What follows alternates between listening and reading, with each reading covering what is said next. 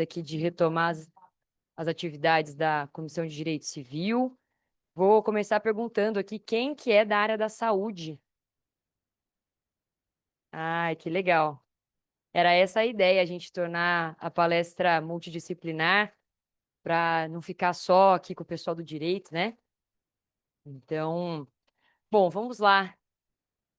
Vou iniciar aqui os nossos agradecimentos à diretoria da OAB Campinas, em nome da presidente, que é a doutora Luciana Freitas, uma querida amiga e uma excelente presidente, que sempre nos apoia, sempre nos incentiva em todos os projetos das comissões, né? Que aqui temos mais de 70 comissões temáticas, então é um trabalho árduo que toda a diretoria desenvolve junto com as comissões, e eu gostaria então de iniciar os agradecimentos a eles.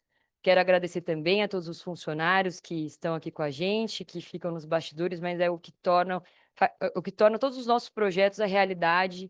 Então, aqui temos as meninas, a Carol, a Ana, a Miriam. Então, muito obrigada, viu, por todo o suporte que vocês também nos dão. E quero agradecer a todos os membros da Comissão de Direito Civil, que também engajam em absolutamente tudo e me apoiam, né? Apoiam também todas as iniciativas. Então, fica aí o meu grande agradecimento. E não menos importante, na verdade, o mais importante, quero agradecer aos nossos palestrantes, o doutor Guilherme e a doutora Thais, que prontamente toparam o convite e que estão aqui para uma troca de experiências, na verdade, para nos ensinar muito da prática desse tema, que acho que é um grande desafio, não vou saber dizer na área da saúde, mas para nós advogados é um grande desafio falar sobre as diretivas, ainda é um assunto pouco abordado, né? Então a gente não tem muita noção da prática, como que funciona, e eles têm aí, pelo que eu conversei com a Thais, eles têm experiências incríveis para compartilhar aqui com a gente, como que funcionam esses casos. Vocês atuam na Unicamp, certo? Em casos que se discutem as diretivas. Então, acho que vai ser uma troca interessante para todo mundo. Espero que seja muito enriquecedor e aproveitem a palestra. Muito obrigada, viu? Vou passar aqui a palavra para Marina, membro da nossa comissão, que vai ler aqui o mini currículo dos palestrantes. Boa noite a todos. O Dr. Guilherme Alvucci, residência médica em anestesiologista na Santa Casa de São Paulo, instrutor de simulação realística no Hospital e Maternidade Santa Joana, mestre em Ciências da Saúde pela FCMSCP, graduando em Direito pela USP Largo São Francisco, auxiliar de ensino na disciplina de Ética Médica e Bioética da Unicamp. A doutora Thais Araújo é advogada formada pela PUC Campinas, especialista em Direito Médico Hospitalar pela Escola Paulista de Direito, professora convidada do Departamento de Saúde Coletiva da FCM Unicamp, onde leciona as disciplinas de Ética Médica e Bioética para os alunos da graduação em Medicina. Pós-graduanda de Direito de Família e Sucessões pela Escola Superior de Advocacia, membro do GABET, Grupo de Apoio em Bioética, Ética Médica e Terminalidade, Covid-19 do Hospital de Clínicas da Unicamp. Então, vou passar a palavra para eles começarem a palestra. Oi, eu não preciso muito de microfone normalmente, mas se ficar muito alto, a gente tira o microfone, que eu não preciso literalmente de microfone. É um prazer estar aqui, obrigada pelo convite. Maria Clara fez esse convite para a gente. Ah, tá, mas acho que tá saindo, né? Agora tá. Tá bom. Foi um convite que eu aceitei com muito prazer. É um assunto que a gente discute na graduação, a gente já discute isso com os alunos de medicina. A gente teve a oportunidade aqui na pós, em família, em discutir também um pouquinho esse assunto. Eu já dividi com os meus colegas aqui as minhas diretivas antecipadas. Então, eu sou uma espalhadora da palavra, da diretiva, tá? Quando a gente fala de diretiva, e aí a gente vai falar de desafios aqui das diretivas, e aí eu preciso colocar um pouco vocês dentro de um contexto do porquê que eu tô aqui, né? Por que que eu vim parar aqui? Antes de ser advogada, ou enquanto me formei advogada, eu era técnica de enfermagem, trabalhei na Unicamp durante 10 anos, e antes eu trabalhei no Hospital Estadual de Sumaré, na enfermaria de emergência e cirurgia do trauma. Então, lidar com a morte é algo que foi feito, que construiu a minha base como uma pessoa adulta. Eu comecei a trabalhar com 21 anos, e isso formou a minha pessoa E quando eu me formei em direito, naturalmente eu escolhi ir para a área do direito médico e ir para a área do direito médico na defesa de profissionais médicos. Então eu falo com viés, eu já vou deixar claro para vocês, o meu viés é um viés de proteção de profissionais de saúde, tá? Então eu sempre penso na proteção dos profissionais de saúde, mas como professora de ética, faz parte também das minhas preocupações, a preocupação de que os profissionais de saúde que eu ajudo a formar se preocupem com a dignidade dos pacientes que eles vão cuidar. Porque, na prática, eu estava falando isso para a Marina lá dentro da sala, enquanto a gente estava discutindo, a gente pode ser muito violento dentro de um hospital, no sentido de desrespeitar o desejo dos pacientes com a nossa ansiedade em cuidar deles. A gente, às vezes, pode extrapolar o desejo do paciente para colocar o nosso desejo na frente, tá? Então, para isso que a gente discute diretivas. Bom, a gente precisa falar sobre autonomia, e aí, quando a gente fala de autonomia dentro do direito médico, a gente faz uma diferença entre a autonomia do direito civil. Então, aqui no direito civil, a gente vai falar: olha, fez 18 anos, a capacidade plena, autônomo, pode tomar as decisões da vida, pode contratar, pode casar, pode fazer contrato, pode trabalhar, enfim, é uma pessoa plena. Mas dentro do hospital, quando a gente fala de autonomia, a gente fala de autonomia no termo da capacidade sanitária.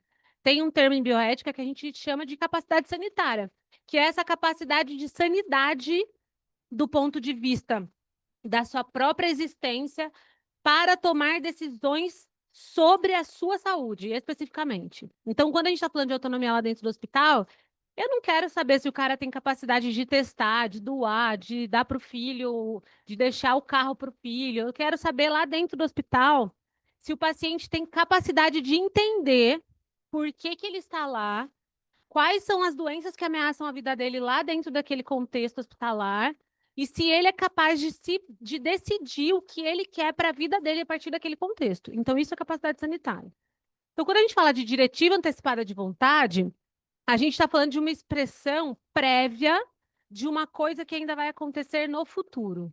Então, eu previamente estou dizendo que, caso eu não consiga me manifestar de forma livre, autônoma, nesse sentido da autonomia sanitária, dessa capacidade, eu estou expressando os meus desejos para este momento, quando eu não estiver mais aqui.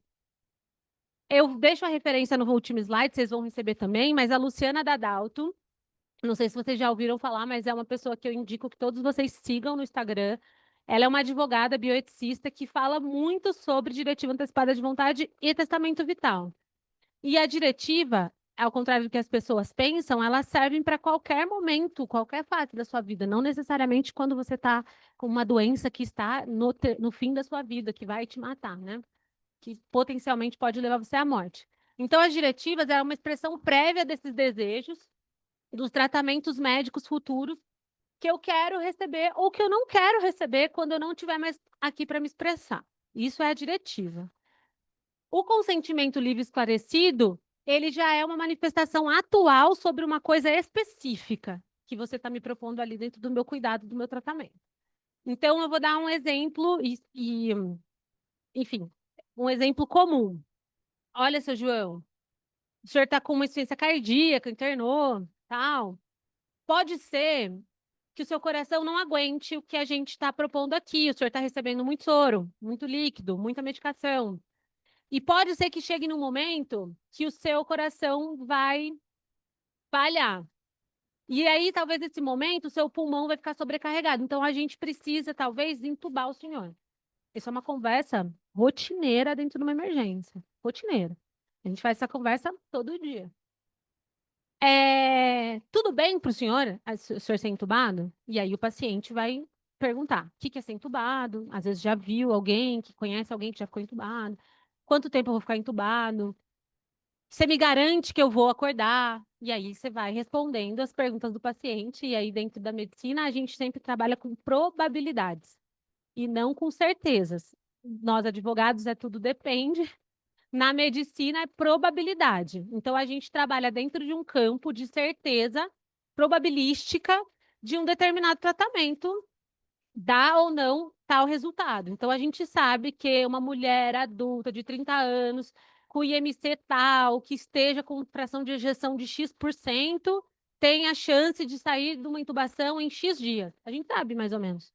E a gente sabe também que um paciente idoso de 80 anos, frágil, que já está na 3ª internação no ano, que a chance dele sair dessa intubação é pequena.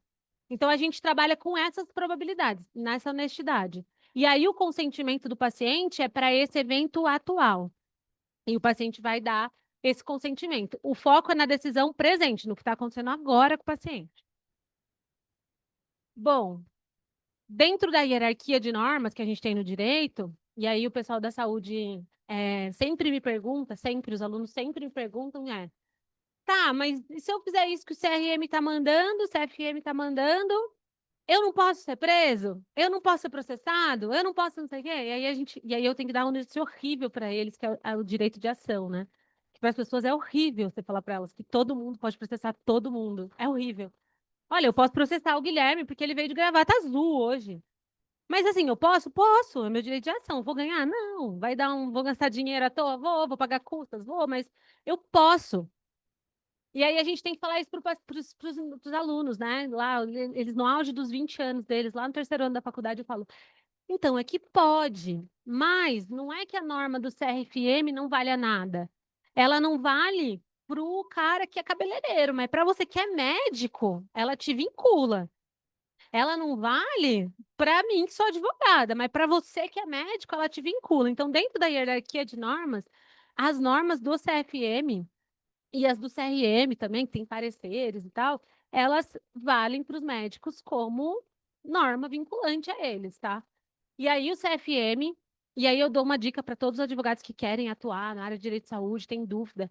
O site do CFM você consegue fazer busca por resolução por palavra-chave. Então, se você digita lá, gestação, vai aparecer um monte de resolução sobre gestação e um resuminho do que aquela resolução fala. Sigilo, vai aparecer lá um monte de resolução, parecer tal. Então, é uma dica para vocês explorarem lá o site do CFM, tá? Gente, eu não falei, mas vocês podem e devem interromper a gente, tá? Qualquer momento, eu e o Guilherme, a gente costuma dar aula junto, a gente mesmo se interrompe. Então, vai ter algum momento que o Guilherme vai me interromper, tá tudo bem, mas vocês podem também fazer isso. Essa resolução do CFM, que é 1995 de 2012, ela veio para definir o que são as diretivas antecipadas de vontade. Então, ela fala assim, artigo 1º lá.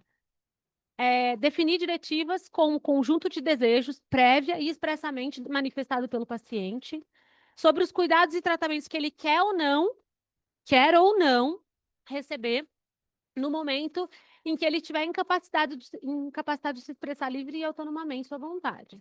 Então, o que ela fala mais ou menos? Tem que ter manifestação prévia, então a diretiva é previamente, estou dizendo previamente. O que eu quero, o que eu não quero. Ela tem aplicação futura, então é alguma coisa que vai acontecer dentro de um campo de probabilidades.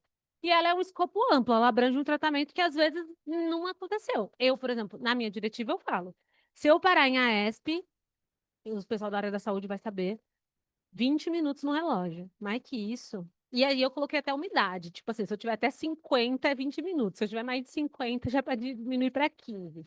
Eu não quero que me reanime mais que isso. Ah, mas você está sendo... Tô, mas tá lá na minha diretiva. Então, tá todo mundo avisado. Por que eu parei? Não sei. Só sei que se eu parar, essa é o que está na minha diretiva. Então, o que as diretivas vêm proteger, basicamente? Ela vem dar uma garantia para o paciente de que ele vai ter uma autonomia para decidir os tratamentos que ele quer ou não receber. Ela dá dignidade para o paciente, porque no fim de tudo, é isso que a gente está buscando, dignidade. Ela dá segurança jurídica, porque ela dá para o médico e para a equipe que vai cuidar desse paciente a segurança de que aquilo que está sendo feito é o desejo do paciente, o desejo manifestado do paciente, previamente manifestado. E ela dá uma orientação para a equipe médica do que eu desejo ou não desejo. E aí dentro, isso pode mudar, inclusive, o plano terapêutico do paciente. Então, só para vocês saberem, eu contei isso para as meninas, eu vou recontar a história, desculpa, vocês estavam lá, vocês ouviram, vou ouvir de novo. Eu fiz as minhas diretivas quando eu trabalhava no hospital.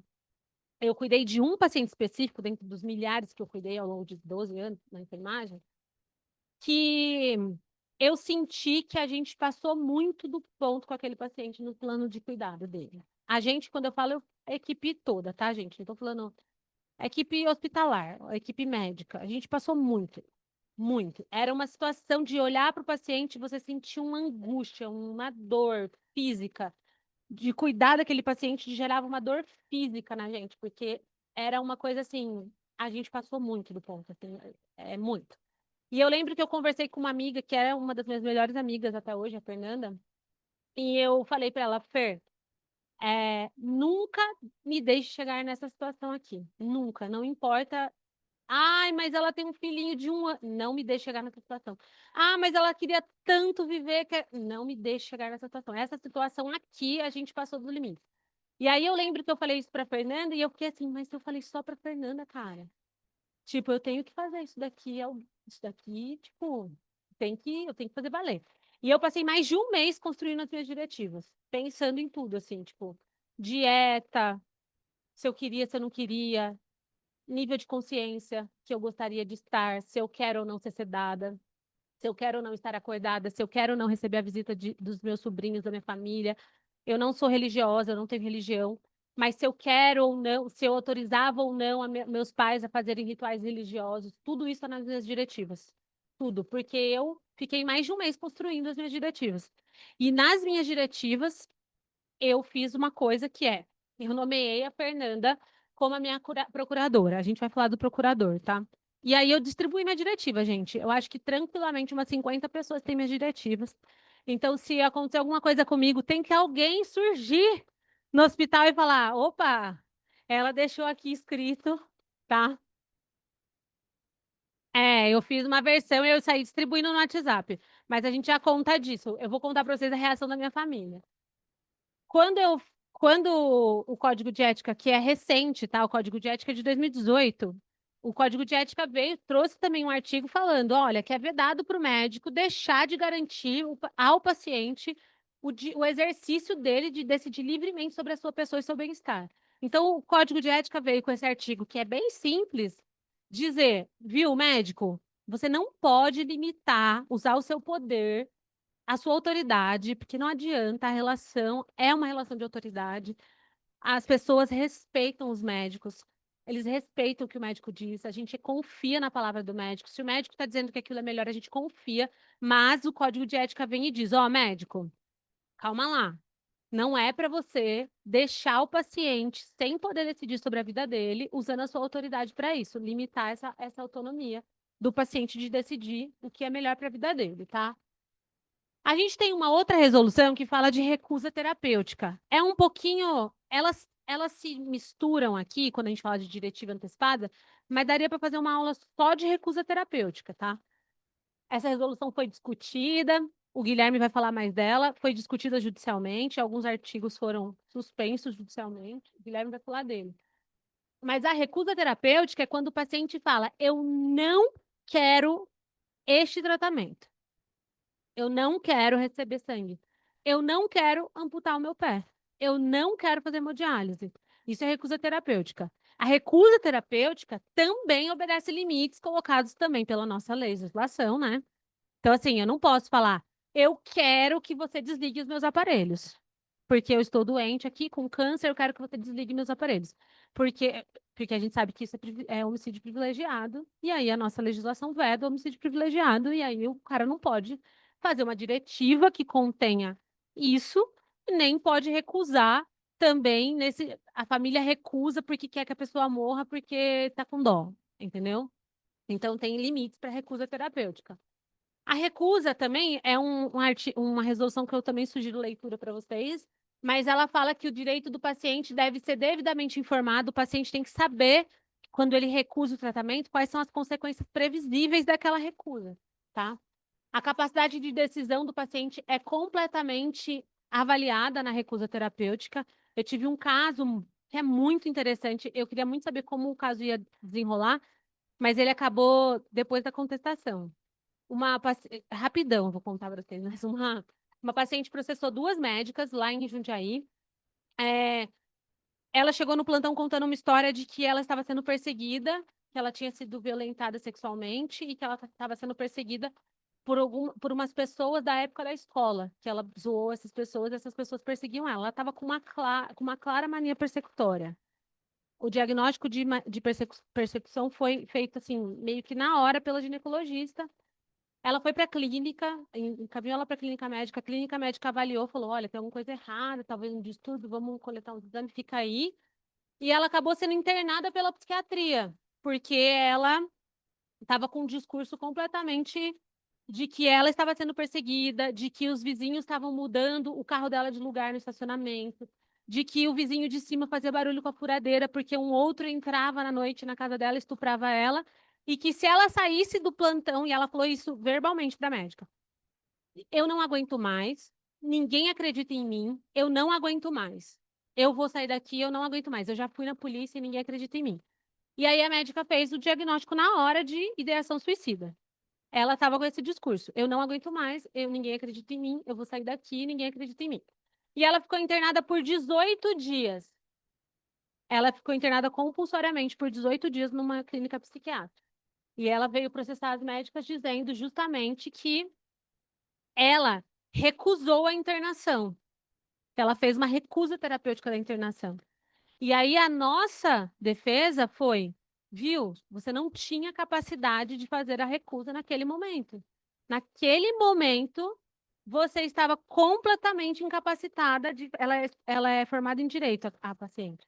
Você estava completamente incapacitada de dizer, de recusar o tratamento, porque você estava num surto psicótico. Você estava com ideação suicida. E aí estava tudo anotado no prontuário lindo, que é raro, mas acontece. Prontuário lindo, totalmente anotado, tudo anotado. E ela desistiu da ação logo depois que ela recebeu a contestação. Mas isso a gente avalia, pode falar. Os médicos geralmente fazem um documento para. Ou é realmente no prontuário que isso fica registrado? Sempre prontuário. Sempre prontuário. Porque, é assim, tirando os pacientes, o Guilherme vai trazer o caso, que já fazem a recusa terapêutica logo de entrada, de um modo geral, você vai conseguindo o consentimento do paciente para cada etapa. Então, às vezes, eu quero fazer, sei lá, a hemodiálise, mas eu não quero fazer o transplante. Eu estou recusando o transplante, eu não estou recusando a hemodiálise. Ou, às vezes, eu estou recusando, sei lá, a amputação, mas eu quero continuar tomando antibiótico. O que às vezes a gente tem problema dentro do serviço de saúde, e eu tenho bastante esse problema quando a gente é acionado, principalmente no hospital, quando a gente é acionado para intervir nesses casos, é que a equipe médica normalmente confunde a recusa terapêutica de um ponto com a recusa do tratamento. Eles entendem que, então tá bom, você não quer, então você vai embora. Tá aqui o papel, ó, vai embora. Tipo, toma sua alta, então. Então, se você não quer, então toma sua alta. Mas não é. Do ponto de vista ético e bioético, isso é uma violência com a pessoa. Não é porque eu estou dizendo para você que eu não quero amputar o meu pé, que eu estou dizendo para você que eu não quero tomar um antibiótico. Mas tá aí, se você não amputar o seu pé, você vai ter uma sepse, você vai morrer. E tá tudo bem, estou assumindo a responsabilidade por morrer. Mas eu não estou recusando antibiótico, não estou recusando a morfina para dor, não estou recusando antibiótico, não estou recusando eventuais outros tratamentos, um curativo, não estou recusando. Estou recusando a amputação. Então, mas a recusa normalmente é sempre anotada no prontuário, ela não vem num documento. Tem exceção, o Guilherme vai falar. E abuso de direito não é permitido. Oi, pode falar, gente.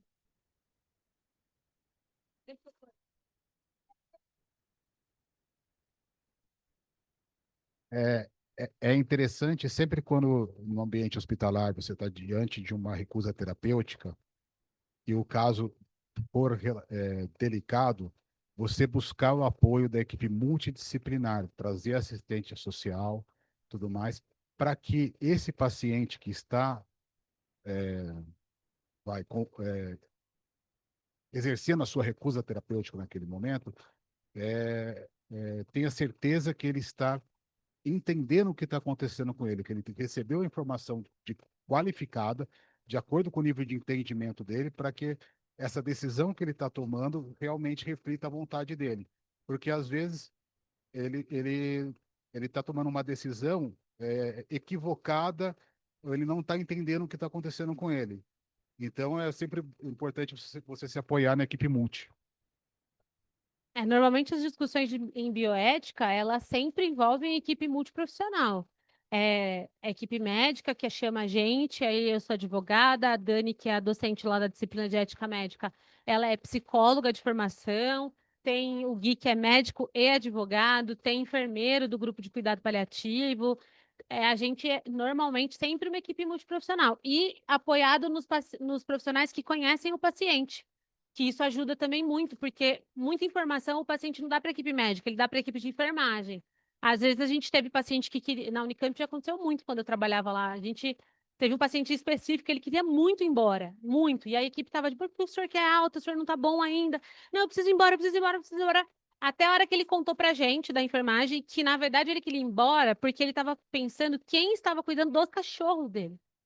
E ele era sozinho. E aí a gente chamou o serviço social ligou para uma vizinha, a vizinha Ana, e a gente foi e falou para ele: olha, sua vizinha Ana tá cuidando dos seus cachorros. Ele falou: ah, então tudo bem, então eu posso ficar mais um tempo internada.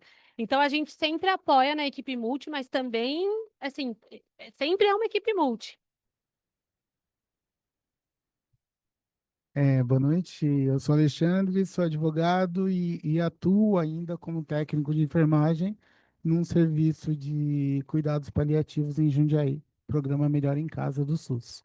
Bom, fazer um contraponto, muitas vezes o que acontece é o excesso de convencimento. Isso me irrita muito. Principalmente porque eu atuo como técnico de enfermagem e nós somos muitas vezes mandados pela 15ª vez convencer o paciente da necessidade que ele tem de aceitar a passagem de sonda. Convencer o paciente pela necessidade que ele tem de aceitar a dieta. E nós vamos todas as semanas. E aí a equipe é multi, uma hora vai a físio, outra hora vai o assistente social, outra hora vai o médico. Aí quando nada funciona, manda a enfermagem, porque a enfermagem tem vínculo. E esse paciente já deixou bem claro, e ele é esclarecido, que ele não quer. Isso também é uma agressão. A gente sempre tenta, assim, do ponto de vista do ensino da medicina, da educação médica, embora a gente lute para que isso mude nos currículos das faculdades, a medicina ainda é ensinada a salvar vidas, gente. Eles são ensinados e treinados em pensar raciocínio clínico e cuidar de pacientes, e tratar os pacientes. Então, ainda a gente tem mudado isso. A nova geração de médicos tem vindo com uma formação um pouco mais voltada também para esse lado humanístico, mas ainda é uma profissão que foi feita para o que eu sei fazer? Eu sei te passar a sonda. O que eu posso fazer para você? Prescrever a sonda. Então, eu não quero a sonda, tela azul. Tipo, não quero. Como assim você não quer a sonda? Então, a gente ainda enfrenta isso. Isso é verdade.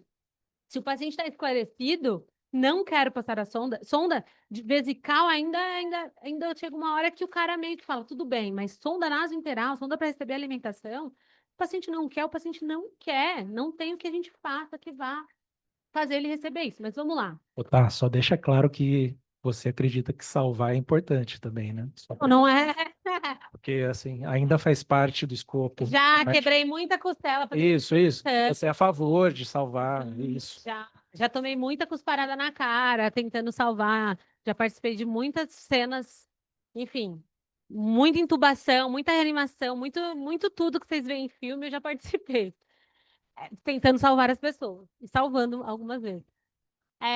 Mas vamos lá, dentro da resolução que fala de diretivas antecipadas, eles também incluíram lá um parágrafo para falar sobre o procurador de cuidados de saúde. E aí, olha que para a gente no direito é um desafio isso daqui, porque a resolução fala assim, ó, nas decisões sobre cuidados e tratamentos de pacientes que se encontram incapazes de se comunicar ou de expressar de maneira livre e independente as suas vontades, o médico levará, não é pode levar, tá? É levará em consideração suas diretivas antecipadas de vontade. Parágrafo 1º, caso o paciente tenha designado um representante para tal fim, suas informações serão levadas em consideração pelo médico. Vocês querem prática disso aqui? Seu João, 7 filhos. Seu João, 7 filhos. O filho Joãozinho mora com o pai, depende financeiramente do pai, vive lá com a ajuda da aposentadoria do pai, não quer que faça tudo, doutor, pelo amor de Deus, salva a vida do meu pai. O filho Antônio, que já saiu de casa muito cedo, tal. O filho Antônio está dizendo: olha, doutor, meu pai não ia querer ficar numa cama. Meu pai não quer ficar numa cama. A filha Maria, que tem o marido, que é o cunhado, também é uma benção, tempo, vai vir com uma outra opinião. Esse é o conflito que a gente enfrenta dentro do hospital. É o maior conflito que a gente enfrenta dentro do hospital. Quem é a pessoa mais adequada para representar o seu João no momento que o seu João não está mais conseguindo se manifestar livremente? Quem é o filho que vai dizer da melhor forma o que o seu João gostaria que acontecesse? Gente, isso é um desafio. É um desafio. Porque, assim, do ponto de vista do direito, somos todos filhos. Não tem diferença entre filhos. Se o João está falando A e a Maria está falando B, a gente vai ter uma divergência e vai ficar para quem decidir essa divergência? Quase elegendo o inventariante. Vai ficar para o médico?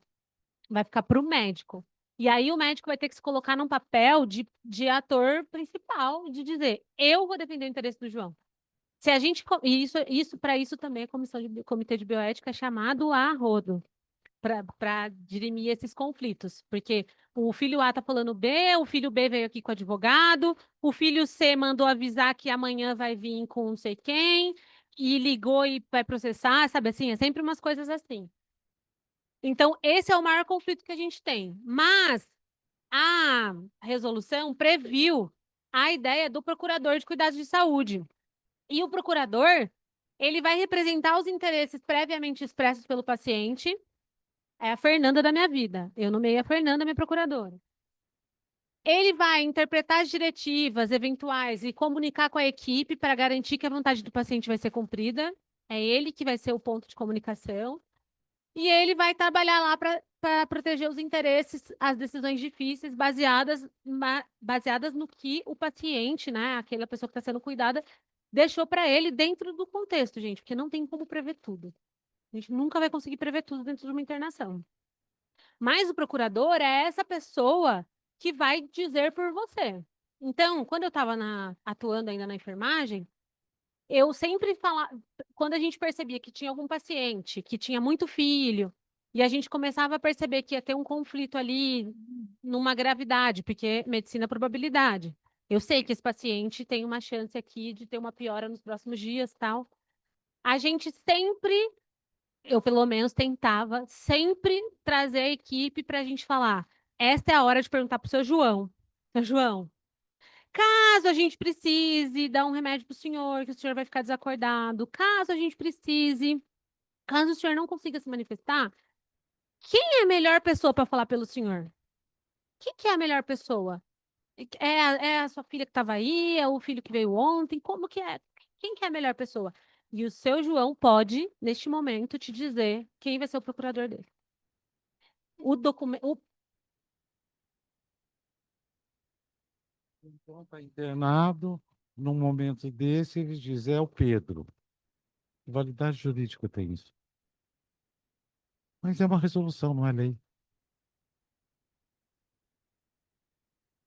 Tá, mas o que eu digo é o seguinte, você na qualidade de médico falando para o seu João, aí ele diz que é o Pedro, e depois vem um filho e diz, não, não é o Pedro, sou eu que sou filho. Como é que fica isso se este filho entrar com uma ação judicial contra o médico?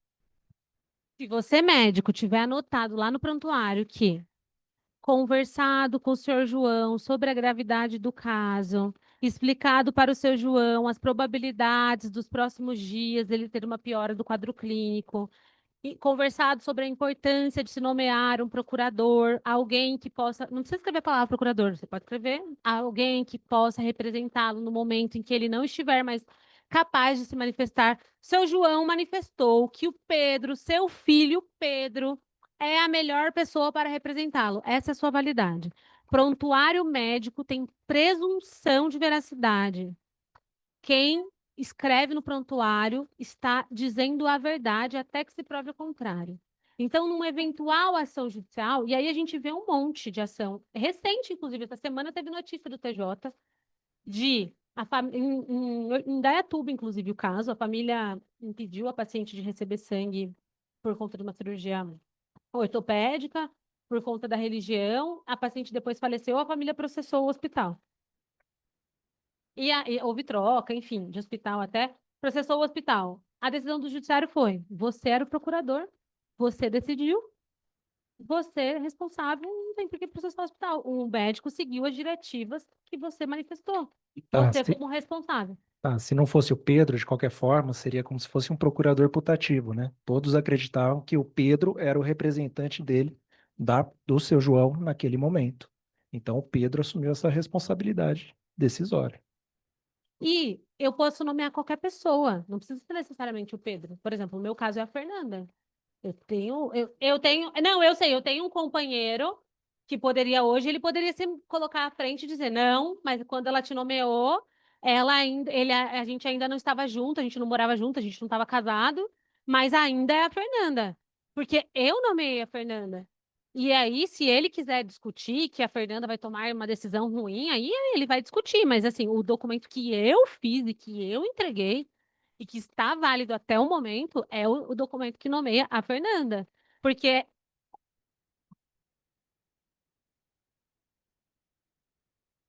a dúvida era no verbal. Ah, não, no verbal tem a mesma validade. Até porque, gente, as diretivas, elas não exigem uma forma escrita. As diretivas, elas podem ser verbais. Ela pode ser, eu não quero ser entubado. Eu não vou ser entubado. Mas a gente vai precisar. Não vou ser entubado, eu não quero ser entubado. Isso é uma diretiva. Boa noite.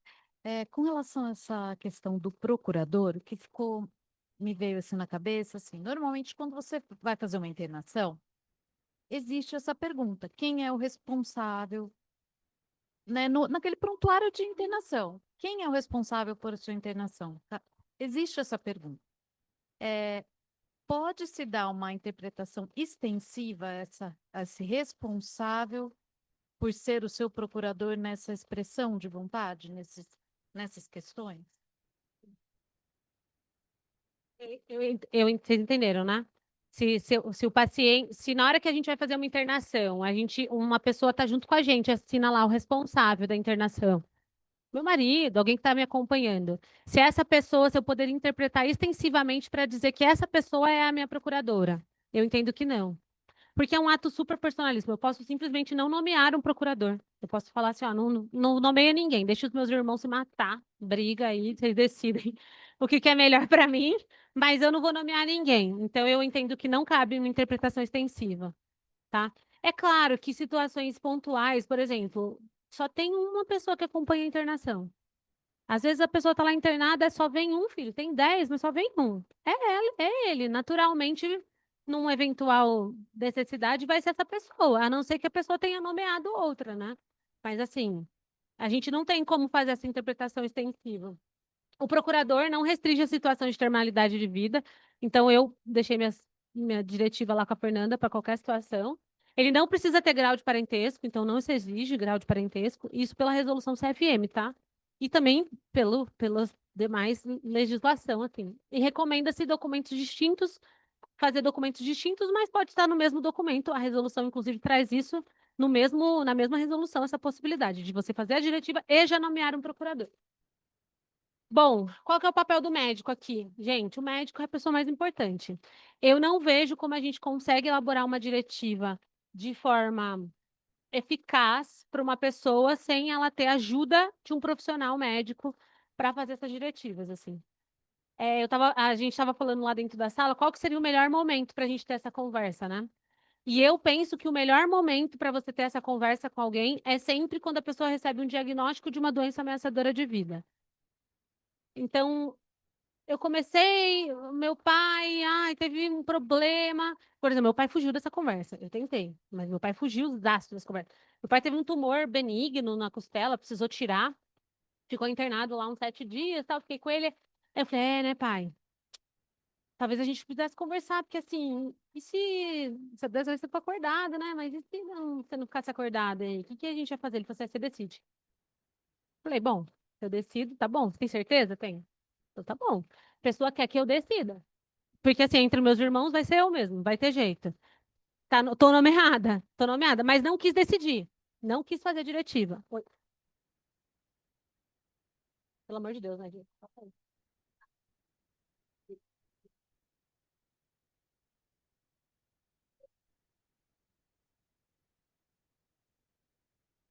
Fica. no papel do médico, desenrolar essa briga. Porque olha só o que acontece na prática. O que a gente vê na prática? Às vezes a gente tem situações de internação lá no hospital que começa a gente ter conflito assim entre herdeiros, né? Eu tô falando aqui do direito já. Mas entre os sucessores, a esposa do meu pai, que não é minha mãe, que está tomando a decisão, mas ela está junto com meu pai faz só 3 anos, e aí meu pai tem 5 filhos, e lá, e a irmã tal não fala com o pai. Assim, na vida real, é isso. É caso de família, assim, real. Na vida real, cabe à equipe de saúde colocar. A gente é o sujeito neutro da relação.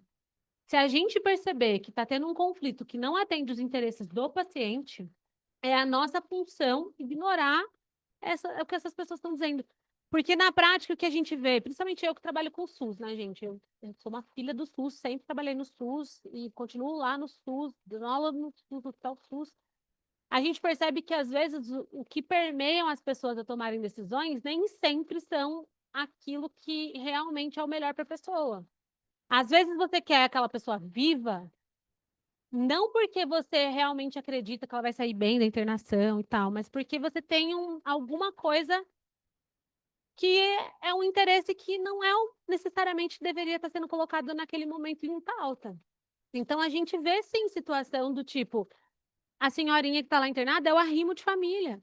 É a aposentadoria dela que sustenta a filha com 3 filhos em casa. Então, assim, não tem como, a gente não pode deixar essa pessoa morrer. E aí você vai ver uma filha degladiando com a equipe do sentido, faça tudo pela minha mãe. E aí, às vezes, a gente está num momento do cuidado que já não dá para a gente garantir isso, porque isso não é o melhor para sua mãe. Isso não vai ser o melhor. Então, às vezes, a gente precisa afastar. Se a equipe percebe que os interesses ali não estão atendendo os melhores interesses do paciente, e não é incomum, o Gui vai falar de um caso que a gente atuou, que tinha interesse divergente entre a família, e a gente tem que dar uma opinião técnica com base no melhor interesse do paciente. É muito difícil. É muito difícil. Mas se você se põe como sujeito neutro, você consegue fazer isso de uma forma segura, assim. Então, eu acho particularmente que o médico é um sujeito ativo. É difícil encontrar profissionais que estejam com essa disponibilidade de comunicação, de tirar dúvida e tal, mas eu acho que é importante para o paciente conversar. Eu não acho que é um documento de ser feito diretiva em uma semana, eu acho que é um documento de você volta para sua casa, pensa sobre isso, reflete, vamos conversar mais um pouco, volta para sua casa, depois a gente vai elaborando isso. Porque ele tem que ser construído numa relação com base em confiança, honestidade e boa-fé. Você tem que confiar na pessoa que você está ouvindo para fazer suas diretivas. Você tem que ser honesto com a pessoa. Então, assim, você recebeu um diagnóstico de uma doença grave que a probabilidade de você morrer nos próximos 2 anos é de 90%. Você tem que ser honesto. Você tem que dizer para essa pessoa, o senhor vai morrer em 2 anos. A chance de o senhor morrer em 2 anos é de 90%. A gente precisa que o senhor se prepare para o que vem pela frente, da melhor forma possível. Como advogada, a gente vai dar orientação jurídica, esclarecer o paciente que esse também é um documento que a gente pode ajudar ele a fazer, para além dos outros, porque hoje a gente só fala de fazer holding, fazer testamento. Vamos fazer uma holding? Ai, senhor, então, mas eu tô com câncer. Se a gente fizesse uma holding e a gente não. É verdade, só ouve falar disso. Mas a gente não pensa. A gente pensa assim, vamos proteger só a sua empresa. Mas a gente não pensa assim, e quando o senhor estiver lá, quem fala pelo senhor? Tipo assim, tudo bem, você já nomeou um administrador para sua holding, você já fez aí, como que o senhor quer fazer a sucessão empresarial? Vai liquidar a cota, não vai? Mas e lá no hospital? Como que a gente consegue te proteger para o senhor ter uma internação tranquila, uma vida tranquila e uma morte tranquila, né? Que a morte também é um dia que a gente vai viver. Proteção integral, né? Oferecer serviço complementar, então é isso. Não é para você deixar de oferecer a holding, já que a holding é um produto hoje, mas também oferecer esse pensamento da diretiva e a mediação. Talvez, se você é o advogado de confiança dessa família, é você que vai ficar com esse papel de fazer essa intermediação com a família, talvez, né? Você vai ser o portador, talvez, das diretivas. de dizer, olha, seu pai me procurou, ele fez esse documento, a gente ajudou e tal, enfim. Esse documento pode ou não ser público, né? Modelo proposto. Gente, aí eu vou dar uma sugestão para vocês. Portugal é um país que isso daqui é super avançado. Em Portugal existe um Banco Nacional de Diretivas Antecipadas. Então, em Portugal, vocês conseguem achar, e aí acha sites em português, óbvio, muito conteúdo para elaborar diretivas. Ideia, sabe? Do que você colocar nas suas diretivas. Sugiro que todos vocês procurem Google Fácil. Vocês vão achar vários sites com várias ideias de coisas que vocês podem elaborar e colocar nas diretivas, mas o modelo proposto que a gente pensa é esse modelo, que a gente fala de valores e desejos, a gente fala das crenças, se essa pessoa tem uma questão religiosa que ela quer que seja obedecida, tem paciente que pede para ser batizado no hospital, tem paciente que pede para receber uma unção, tem paciente, enfim, né? Decisões sobre o fim de vida, especificar de forma clara o que você quer, o que você não quer receber. E aí você precisa um pouco de subsídio técnico, por isso que a ajuda do médico é importante, ou de algum profissional que você confie, de enfermagem, alguém que tem um pouco mais de conhecimento técnico. Disposições gerais, onde você quer morrer, onde você quer passar seus últimos dias. Aqui no estado de São Paulo, a gente tem a Lei Mário Covas, que garante que a pessoa pode escolher o lugar onde ela quer passar os últimos dias, e vários outros estados copiaram essa lei. Diretrizes para a equipe médica. Eu, por exemplo, eu quero ser sedada. Se eu tiver com uma dor insuportável, eu prefiro não estar consciente. Tem gente que não, tem gente que vai preferir estar consciente. E isso é uma diretriz para a equipe médica, entre outras. E revogação. O principal das diretivas é que elas podem ser revogadas a qualquer tempo. Eu posso simplesmente falar, ontem eu não queria, mas ontem eu queria assim, mas hoje, meu Deus, mudou. Agora eu tenho um filho, eu quero que tenta. Eu posso revogar a qualquer tempo. A forma, ela pode ser escrita, pode ser falada, pode ser registrada ou não em cartório, pode ser feita com testemunhas ou não, pode ser assinatura simples, reconhecido firma no cartório, pode ser levada a termo pelo médico no prontuário, ela pode, de qualquer forma. O fato é que ela tem limites, e aí ela não pode contrariar o ordenamento jurídico, a gente já falou disso. Então, tem os limites lá do que o paciente também pode decidir sobre a vida dele. É válido até revogar. A gente fala para fazer uma atualização a cada 5 anos, mas por conta da evolução da medicina. Então, às vezes, você recebeu um diagnóstico hoje de uma doença que é incurável, mas daqui 5 anos, talvez, essa doença já tenha um tratamento, uma cura, uma chance de sobrevida. Mas isso também não é obrigatório, é uma recomendação mesmo, assim, de você pensar nisso a cada 5 anos, por conta desses avanços tecnológicos que podem acontecer. A comunicação para isso, gente, é quebrar a conspiração do silêncio. A gente fala sobre morte, ninguém quer falar. Se eu falar para você agora, você já pensou no dia que você quer morrer? Como que você quer morrer? Eu sei o dia que eu sei como eu quero morrer. Eu sei como eu não quero morrer mais do que eu sei como eu quero morrer.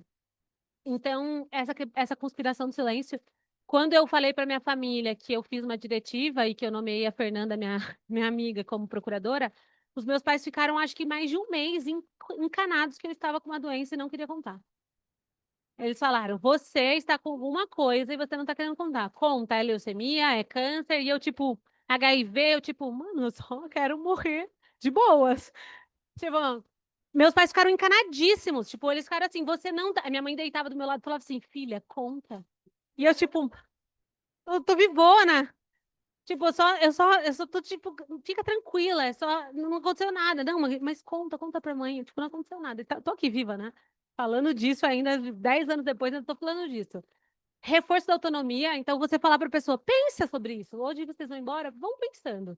Tipo, putz, aquele meu amigo, aquele meu avô, aquele meu tio que eu vi passar por essa situação, talvez eu achei que a gente não devia ter feito isso, tal. É uma forma de você reforçar sua autonomia e pensar nisso.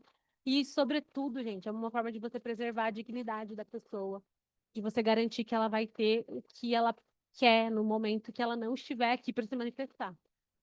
Eficácia imediata, então fez a diretiva, ela está valendo. Ela tem caráter legal, então o CFM garante esse caráter legal, o Código Civil garante esse caráter legal.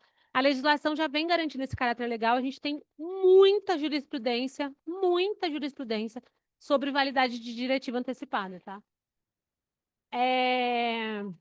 O reconhecimento jurídico, tem um enunciado da Jornada de Direito Civil, da Conselho de Justiça Federal, que fala que é válida a declaração de vontade expressa em documento autêntico, também chamado testamento vital, em que a pessoa estabelece disposições sobre o tipo de tratamento de saúde ou não tratamento que deseja, no caso de se encontrar sem condição de expressar a sua vontade. Então, assim, enunciado de jornada, a gente sabe que é feito depois de muito debate. Então, a gente já vem reconhecendo isso já faz um tempo. Tem bastante jurisprudência, mas eu trouxe uma de 2013, que é um ano depois da resolução, de 2013, lá do TJ do Rio Grande do Sul, que já falava, o paciente era um paciente exatamente que tinha que amputar o pé. E ele falava que não, que ele preferia morrer do que amputar o pé. E aí, quem sou eu para dizer para o senhor que dá para viver sem pé, que o senhor vai ser feliz, lá, lá. Lógico, a gente vai fazer essa conversa. O senhor pode pôr uma prótese, o senhor ainda vai ter uma vida, tem bengala, o senhor vai viver. Mas quem sou eu para te dizer que eu posso interferir nisso? Se você está dizendo que para você não dá para viver sem o pé, e o TJ lá entendeu que, olha, tá reconhecido, a pessoa estava capaz, ela estava consciente da consequência, ela sabia o que ela estava decidindo, tá válida. Agora o Gui vai falar dos casos. Pode falar.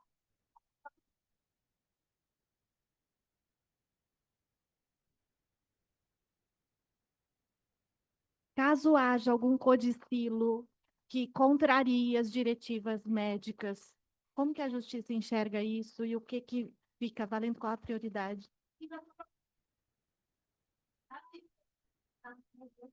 E se houver um codicilo registrado em cartório?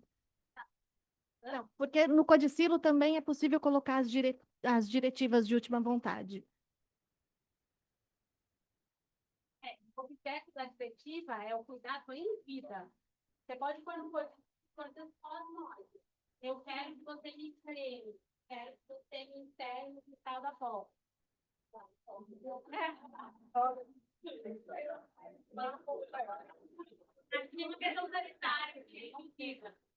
Mas, via de regra, aqui a gente só está falando de cuidado ainda. A gente, depois que morre, é com essa parte sucessória mesmo, aí não tem mais, não tem mais direito protegido pela diretiva. A diretiva está protegendo os seus cuidados de saúde, sua vida.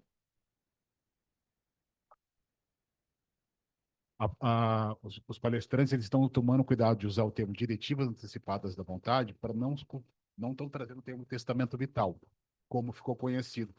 Porque testamento, tradicionalmente, para nós da comunidade jurídica, remete a questões patrimoniais que surgem em efeito pós-mortem. Diretivas antecipadas da vontade surgem efeitos quanto aos cuidados em saúde, então não se confunde com patrimonial, em vida, antes da morte. O livro da Dalto fala muito disso. Ela tem um livro que chama Testamento Vital. Ela faz logo de face assim essa diferença, que ela fala que ela prefere o termo diretivo. Só uma dúvida. Tocou na palavra-chave que é dignidade. Eu vi um caso recentemente, acho que já vi alguns casos no Brasil também, em que foi constatada a morte cerebral da mulher e ela, o coração continuou batendo para o feto ser gestado.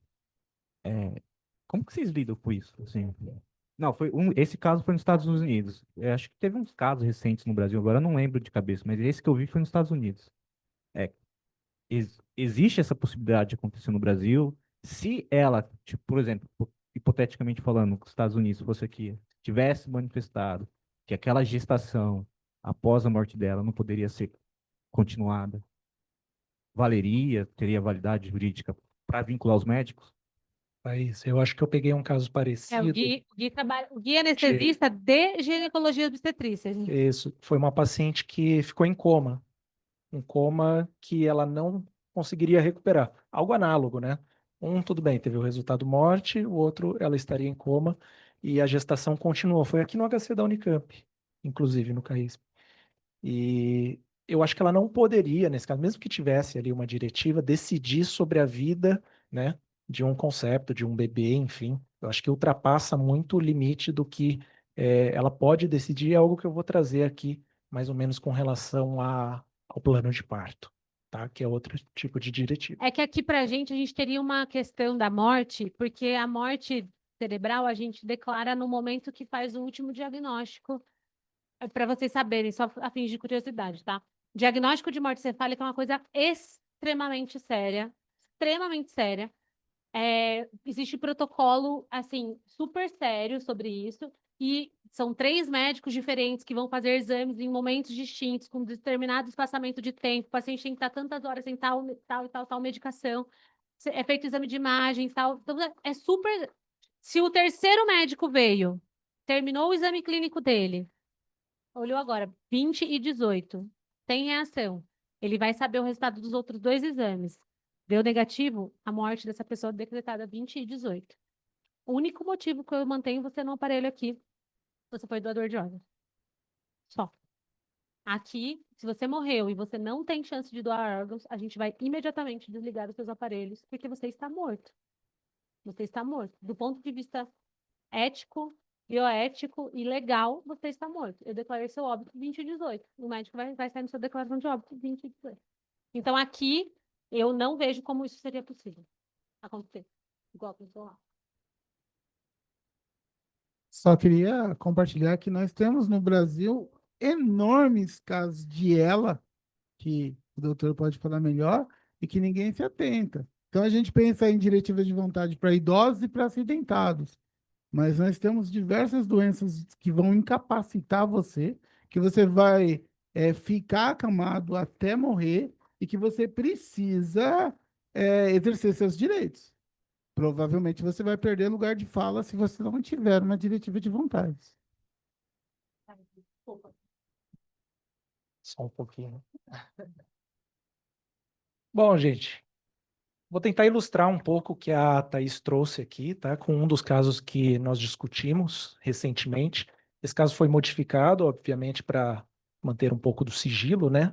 Mas eu gostaria de compartilhar algo análogo aqui com vocês. Então, era uma paciente jovem, recém-casada, convertida à religião das Testemunhas de Jeová, algo bem comum aqui no Brasil, internada em UTI por conta de uma obstrução intestinal. Então, essa pessoa tinha um problema no intestino, foi internada em UTI e precisava de uma cirurgia, tá?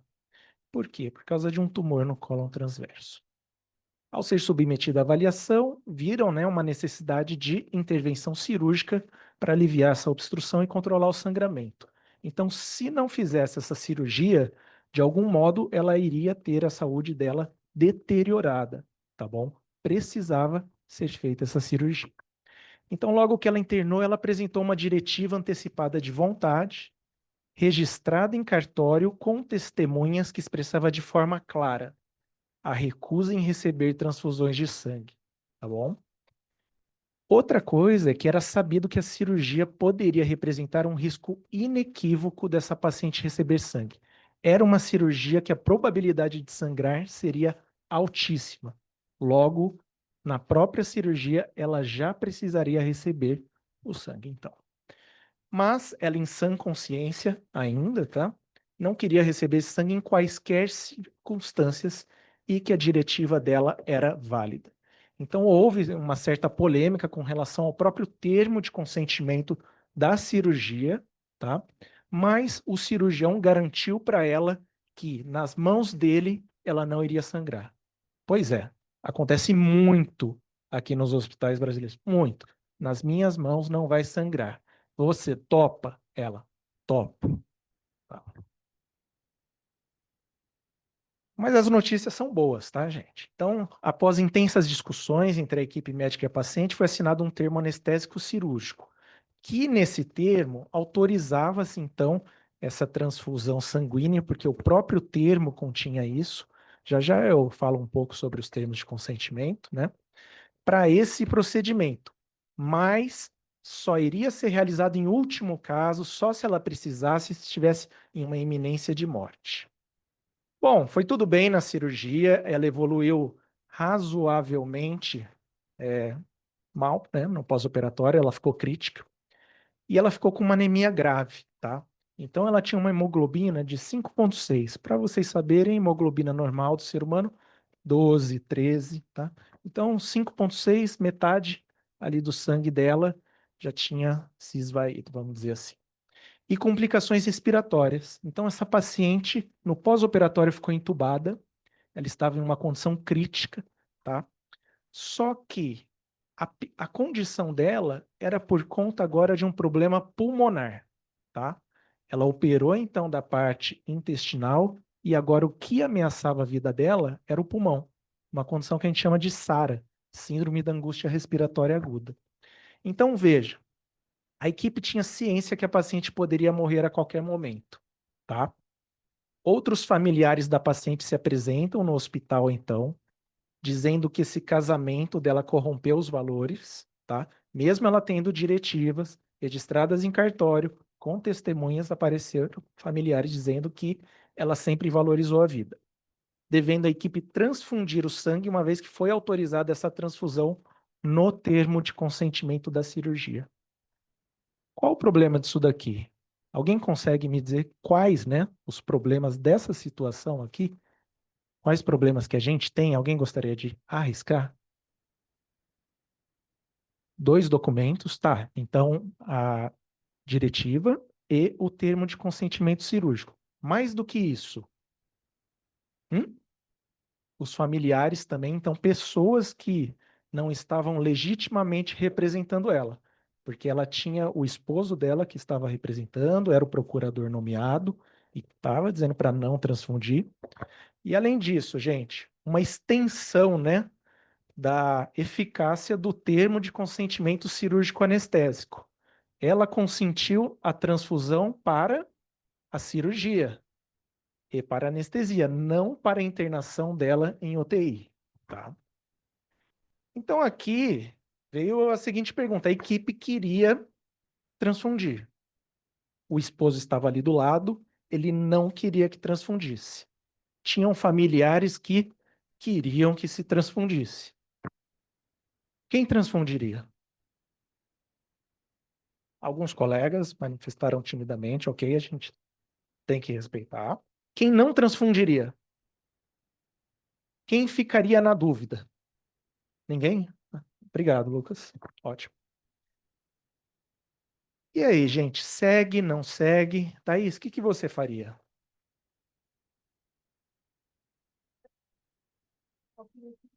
A opinião que a gente deu. Então, por que não transfundir, pessoal? Vamos lá, então. Quem gostaria de advogar para a não transfusão?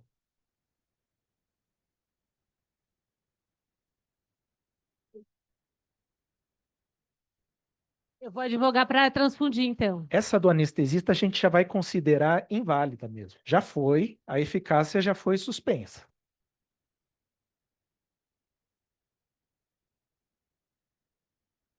Mas se eu deixar, se eu não fizer nada, não transfundir, não é isso que vai causar a morte dela, não transfusão?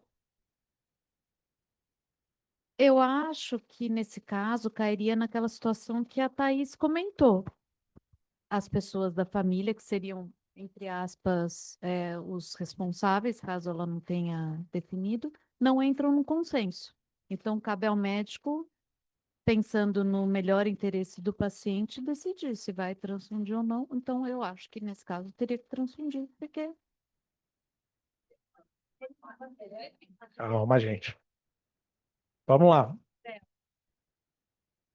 A diretiva dela era clara no sentido de não transfundir. então tem que respeitar a diretiva dela, eu acho que sim.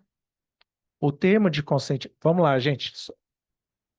Vamos lá, pessoal. Só juntando aqui as informações para ficar claro. O termo de consentimento da cirurgia acabou, a eficácia dele foi suspensa quando acabou a cirurgia, tá? Acabou. Foi um termo pro cirurgião. Aqui, o que está valendo nesse exato momento é a diretiva dela. Mas o ponto é o seguinte, mais do que isso, já vou dar o spoiler para a gente seguir aqui com a aula. O que mataria ela nesse caso, desculpa falar dessa forma, mas o que prejudicaria então a vida dela seria a questão pulmonar, não a questão da anemia e do sangue. Ela inevitavelmente, pela parte pulmonar, independentemente de transfundir ou não, poderia já ter um desfecho ruim. Então, a transfusão nesse caso poderia até piorar a situação dela. Para quem não sabe, cada transfusão equivale a um transplante, tá? Mais ou menos 20%, 30% das transfusões têm efeitos deletérios. Pode ter anafilaxia. Vocês podem, inclusive, abreviar a morte dessa paciente transfundindo. O que aconteceu e qual que foi o nosso parecer para este caso? não seria a falta de sangue que levaria ela a óbito, mas a questão pulmonar. Portanto, optamos aqui por não transfundir, respeitando as diretivas. Tá? A gente nem precisou entrar no mérito de, a gente vai deixar ela morrer ou coisa nesse sentido. Não, aqui a gente está falando de uma ortotanásia, tá bom? Mas isso é um conceito para uma outra situação. Certo? Não tinha indicação de transfusão. Se ela morreu, tá isso. Você sabe? Olha. Bom, vou passar aqui. Vamos lá, gente. Plano de parto. Isso, não era algo tão elementar. Tinham médicos da equipe falando, não, vamos tentar convencer o esposo dela a autorizar.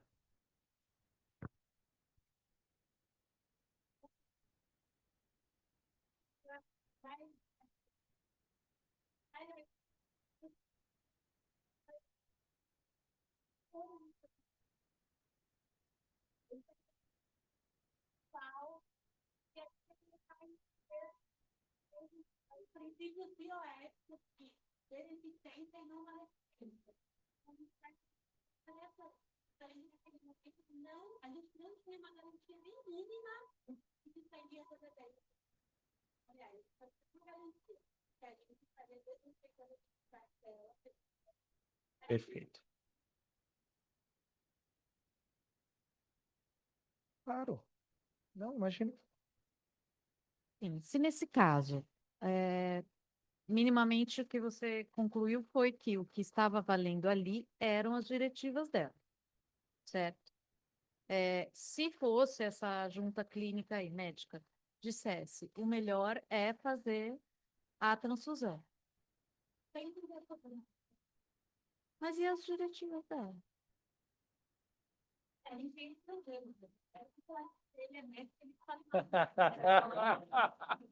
Você vai jogar essa bomba no meu Não. colo? Já falei muito. Que Já falei. isso, Thaís? Eu já- Que isso? Acho que chega, cansa. Pode falar, Guilherme. Não, a gente não ia entrar nesse ponto. A gente pode conversar depois, tá? Justamente sobre as decisões do STF, etc., com relação ao risco iminente de morte. Mas nos dois casos, poderiam acontecer problemas. Então, o médico transfundiu, a família vai lá, processa, desrespeitou a diretiva. Ou, família não, a própria paciente viva, né? Ou, paciente morreu, família vai lá, processa porque deixou morrer. Para este caso, especificamente, seguir a diretiva seria, inclusive, juridicamente mais benéfico até para os médicos que estavam ali, tá? Tinha ali um motivo maior com relação a respeitar. Então, foi possível, foi um caso tranquilo para a gente. Mas se ela precisasse do sangue, as duas soluções hoje em dia são juridicamente válidas. E aí vai ser uma disputa ali no tribunal para saber o que veio antes, né? O ovo, a galinha, a diretiva ou enfim. Gente, quem já foi gestante aqui na sala? Legal. Quem já fez um plano de parto? Não foi respeitado. Perfeito. A gente vai discutir então sobre uma das principais diretivas, o plano de parto. Você poderia compartilhar para a gente por que que não foi respeitado? Ou foi um aspecto? Foram vários? Vários.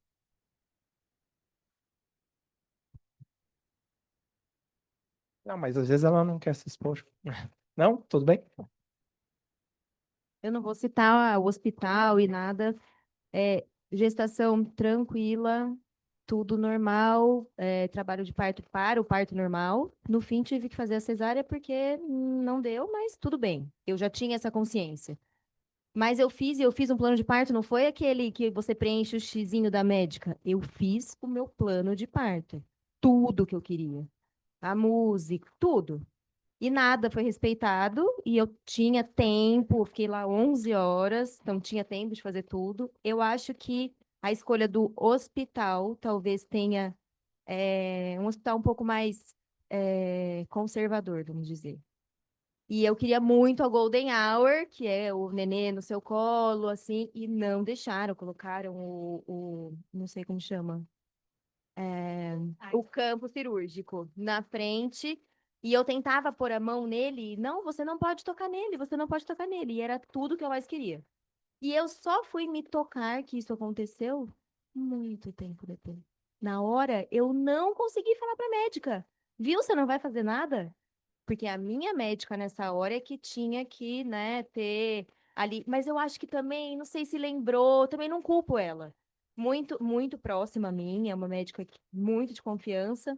Mas eu acho que nessa hora era a hora de eu ter, acho que ter conversado isso com o meu marido, mas não deixa, não colocar no meu colo, uma coisa assim mais firme, da minha parte, talvez. Mas foi isso, assim, não teve nada grave para não respeitar o meu plano de parto. Se eu posso lhe falar alguma coisa, eu falaria. Não se culpe, É, tá? Não foi por culpa sua, isso com certeza. Eu trabalho em uma maternidade, tá? Lá em São Paulo, e os planos de parto, eles são afixados nas portas. Eu, como anestesista, eu costumo discutir os planos de parto com as próprias pacientes, até para falar o que é viável e o que não é viável, um alinhamento de expectativas, né? Então, o plano de parto, gente, ele surge, né, nos últimos anos como uma escolha, inclusive, para valorizar a autonomia da mulher, o empoderamento, né? Só que mais do que isso, eu acho que ele é um instrumento de proteção, por conta de algumas coisas que acontecem nesse grande Brasil, né? E ele acaba sendo um plus do termo de consentimento. Eu já explico isso daí. Vejam que ele inverte a lógica, então, do termo de consentimento, porque traz a mulher como protagonista. Todo mundo aqui já foi, provavelmente, em algum serviço de saúde, já deve ter assinado um termo de consentimento, e eles funcionam como se fossem contratos de adesão, né? Embora não devessem ter esse aspecto, porque ele deveria ter uma dupla via, de ida e volta, né? A paciente tem direito de modificar o termo de consentimento. Só que, como na maioria dos lugares é um termo de adesão, né? Ou você pega tudo ou não pega nada, eu acho que o plano de parto surge aqui como uma possibilidade de resguardar esses possíveis direitos, tá? Ele fica ali no meio do caminho, embora não se confunda com o termo de consentimento. Vejam que é importante, né, para a questão de autoconfiança, percepção dos próprios direitos, que às vezes nem a mulher sabe o que ela pode fazer ali durante o parto ou escolher, e garante que ela seja ouvida. Garante, acho que foi forte, né? Idealmente, garantiria que ela fosse ouvida.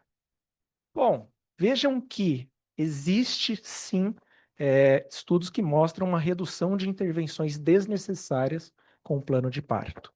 Vejam que essa educação da mulher diminui o medo, melhora a experiência, tá?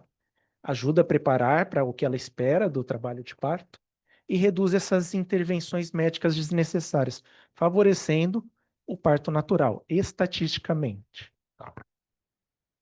Bom, só que vejam que existe até um paradoxo aqui do plano de parto. Lógico que muitas mulheres são ainda vítimas de violência obstétrica, de ações de obstetras que querem indicar uma cesárea sem que tenha indicação, ou fazem episiotomia de rotina, que é algo extremamente condenável.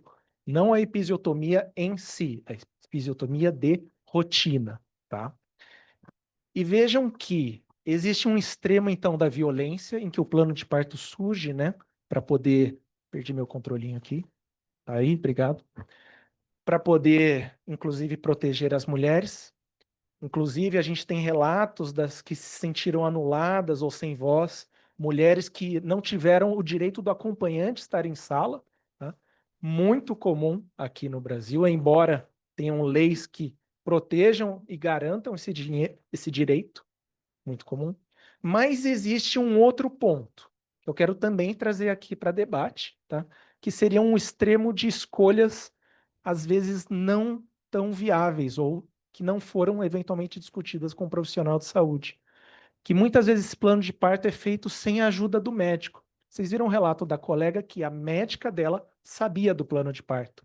Pode ser que ela tenha contribuído com algumas coisas, outras, mas muitas pacientes não procuram um profissional de saúde para fazer, olham às vezes em Instagram, internet, Ctrl+C, Ctrl+V, e às vezes chegam com demandas até mesmo absurdas, né, e inviáveis.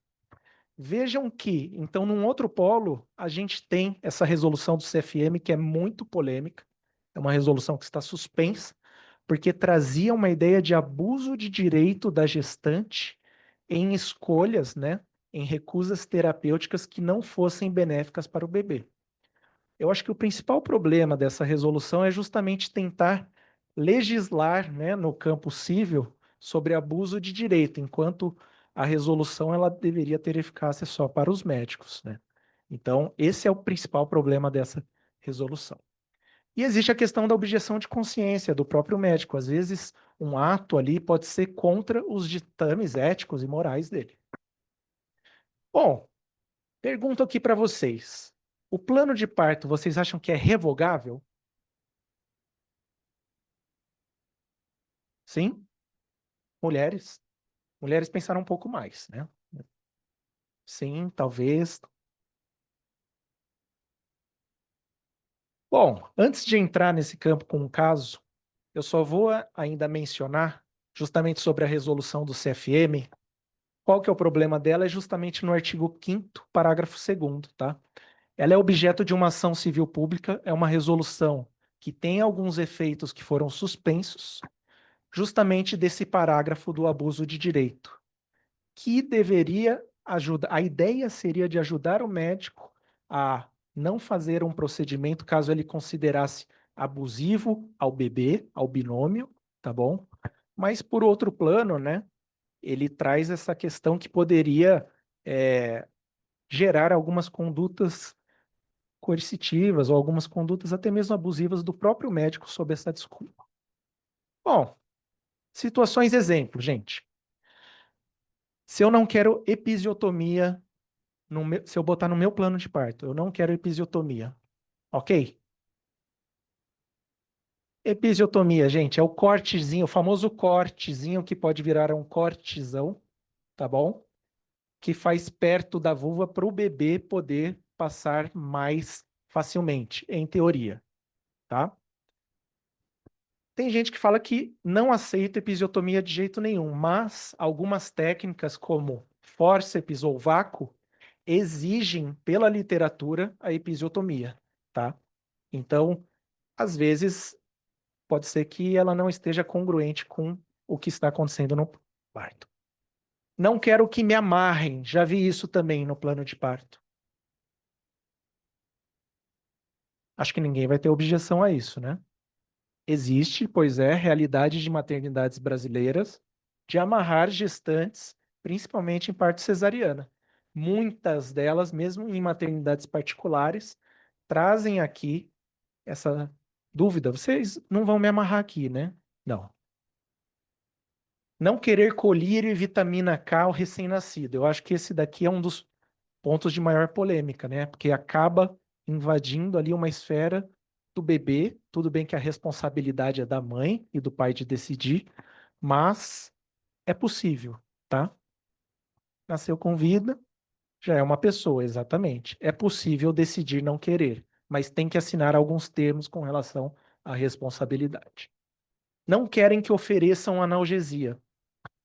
Essa é uma das que eu mais ouço quase todos os dias, tá? A pessoa não quer nem que eu fale sobre. O que muitas vezes eu tenho uma crítica, porque para ela exercer a autonomia, nada melhor do que ela ouvir com as melhores palavras e tomar uma decisão consciente. Porque na maioria das vezes as pessoas chegam já com preconceitos. Para vocês saberem, a analgesia de parto não aumenta a chance de cesariana, nem parto instrumentado. E para que eu consiga desmistificar isso, eu preciso estar de frente com a paciente antes da dor dela estar lá em cima. E aí, muitas das vezes, o que acontece? Não querem, não querem, não quero nem te ver, nem conversar. E depois chamam num momento de maior dor. Só que eu preciso minimamente explicar. E eu preciso de algum consentimento. Então, às vezes não é bom. Pode ser que não seja algo bom. Não quero cesariana. Tem situações que é inevitável, gente, a cesariana. Tem situações.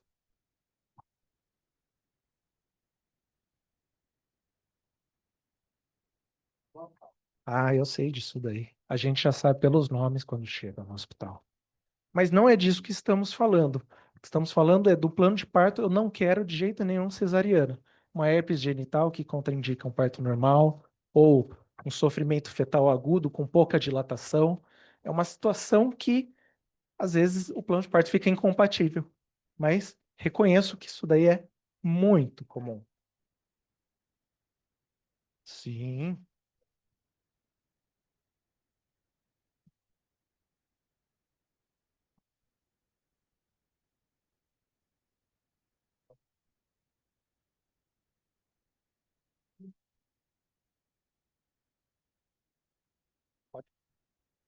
Já, eu vou acelerar aqui. Um comentário que ele está comentando aconteceu comigo. E eu falo disso como uma violência obstétrica, porque a gente procura o médico e eu falo, doutor, eu quero parto normal. E ele fala assim, fique tranquilo, iremos fazer. Chega na 26ª semana, doutor, como é que vai ser? Eu preciso de uma doula, eu preciso de uma equipe, qual que vai ser o hospital? Não, o hospital vai ser o hospital X. Peraí, doutor, mas só tem centro cirúrgico, não tem sala de parto. Não precisa de doula, fica tranquilo, a minha equipe tem. E aí você vai ver, não tem. E aí você se utiliza de uma resolução da ANS, 138, se eu não me engano, que você pede para o plano o índice de taxa de parto. E aí o digníssimo vem com 100% de taxa de parto cesárea.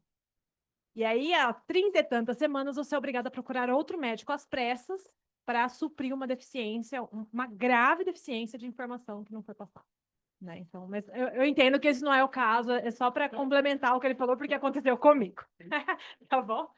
Obrigada. E eu acho que a gente pode até debater depois como que o direito civil ou o próprio CDC, de repente, protegeria em uma situação dessas, né? Claro que também não é o objeto aqui da aula, mas eu vejo que podemos ter alguns instrumentos com relação a isso, né?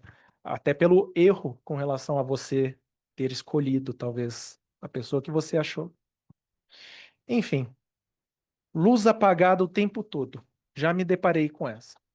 Eu precisei entrar para fazer uma analgesia de madrugada e a regra era que a luz estivesse apagada. Eu entrei com a luz apagada, fiquei com a luz apagada, mas pedi para acender. Tive uma recusa. Falei, olha, eu como anestesista preciso olhar as doses, olhar as medicações que eu estou fazendo. Isso. Isso. Seria legal eu visualizar o que eu estou fazendo. Ah, ok.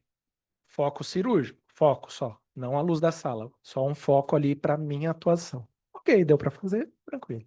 Mas, né, são situações que foi revogado ali o termo de consentimento.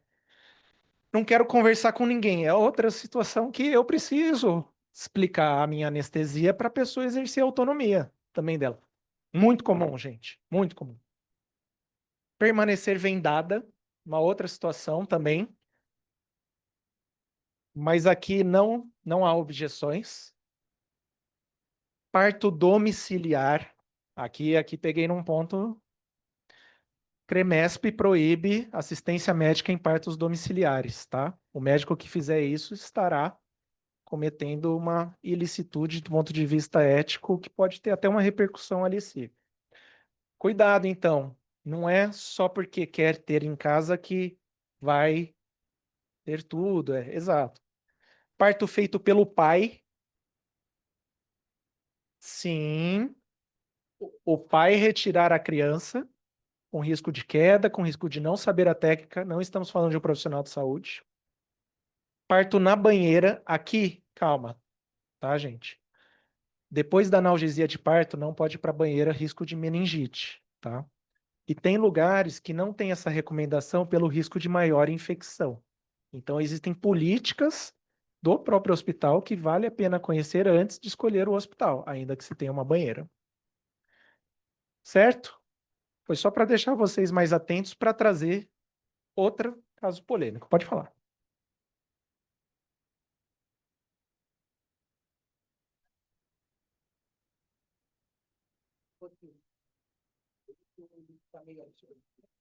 O que você entenderia por um evento midiático? É que hoje está permitido, até pelo CFM, a filmagem, publicação de fotos no parto. Isso daí já é algo que nem tá pacificado, nem me afeta. Isso. Eu só peço para não tirar foto de quando eu estou fazendo o procedimento ali, que às vezes o nariz vai para fora. A gente fica com medo, né, de ser exposto, mas da parte de publicizar, isso daí já é muito comum. Equipes de filmagem em vários ângulos, fotógrafos, fotos questionáveis, tudo isso já está tranquilo.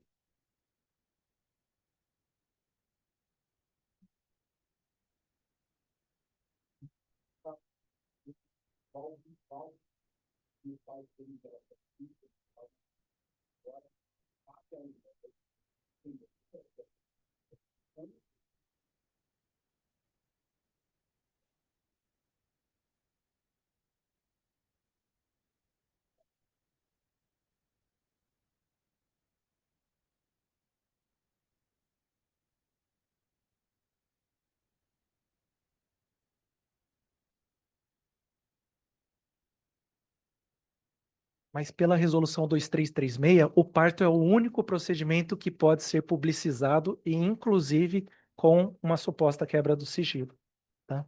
Eles deixam. Na resolução 2336, eles deixam ali o parto. Lógico que tem situações e situações.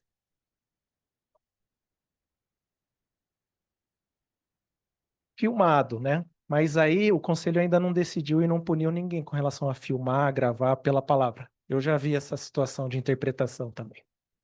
Bom, paciente de 28 anos, vou trazer um caso para vocês, pessoal.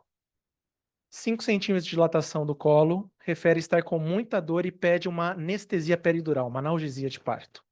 Entretanto, quando o anestesista chega, o marido da paciente verbaliza à enfermeira que, antes do início do trabalho de parto, a esposa disse especificamente que não queria anestesia no neuroeixo.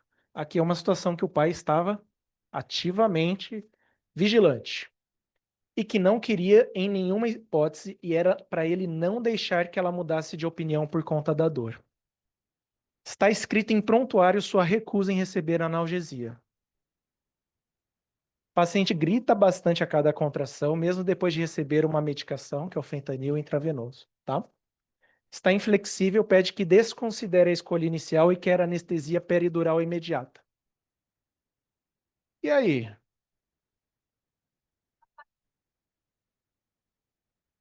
Com dor intensa, ela tem autonomia, a gente desconsidera.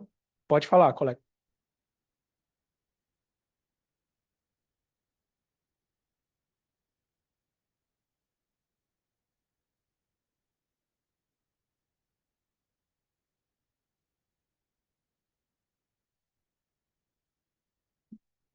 Legal, bem visto, apesar de que essa dose de 1, 2 microgramas por quilo, com volume de distribuição da gestante, ela tem poucos efeitos, tá? Mas poderia se aventar aqui a questão do fentanil, mas vamos supor que não tivesse o fentanil em jogo, então, até para o caso ficar mais fácil para os colegas.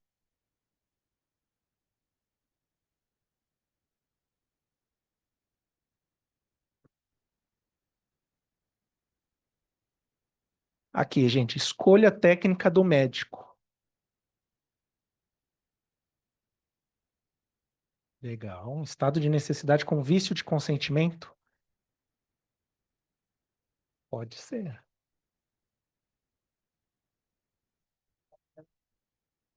A autonomia dela colocada em risco. Mas aqui a gente está falando de uma situação de dor, que é uma situação de urgência, né? Deixa essa pessoa urrando de dor até desmaiar? Tem os nossos princípios, né? De não maleficência, de beneficência, tudo isso, né?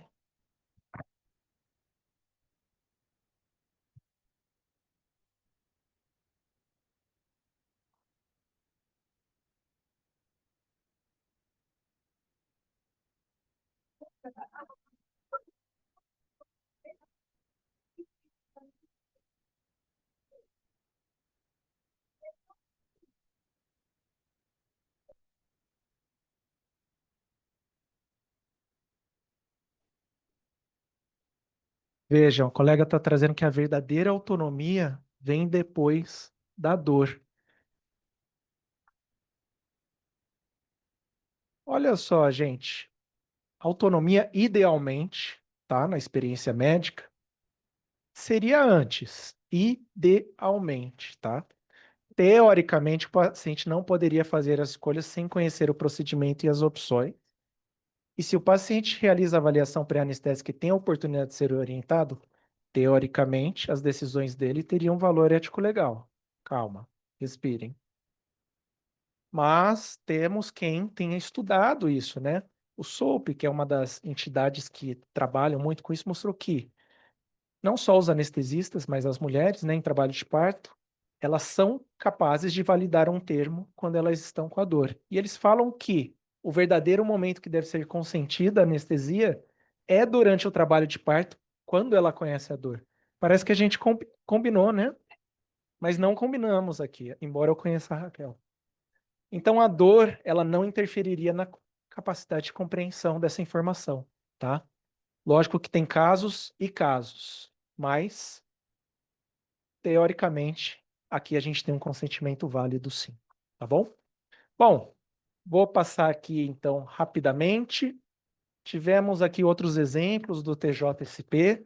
Então, foi uma ação de indenização por danos morais por uma alegação de violência obstétrica, tá?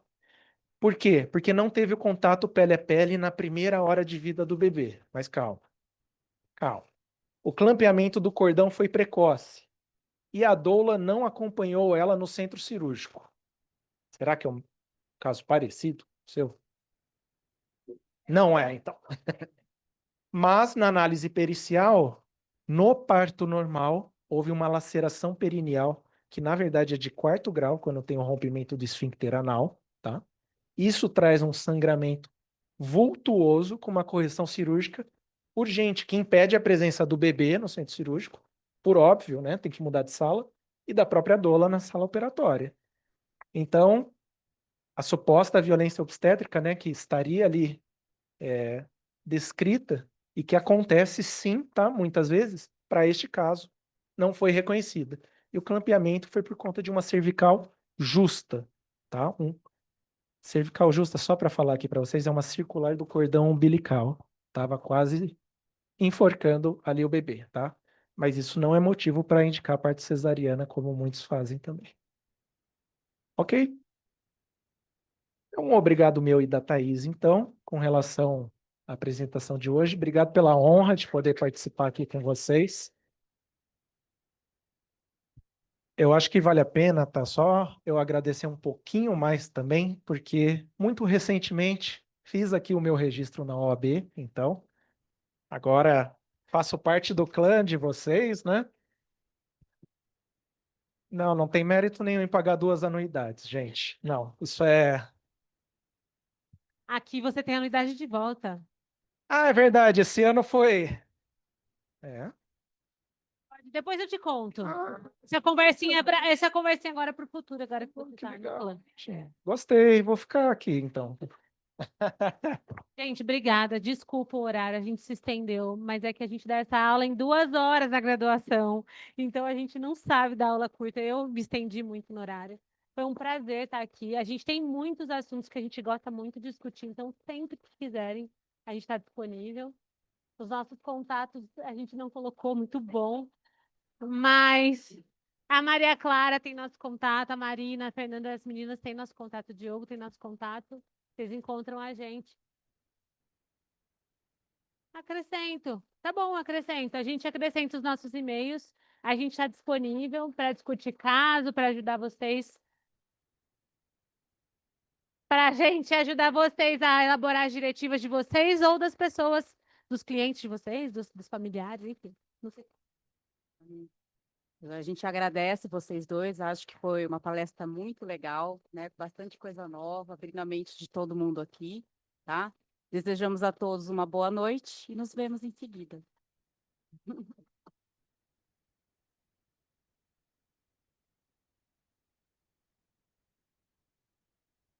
Também, em nome da Comissão de Direito Médico e Odontológico aqui da UAB, estou vendo alguns membros aí, obrigado pela presença.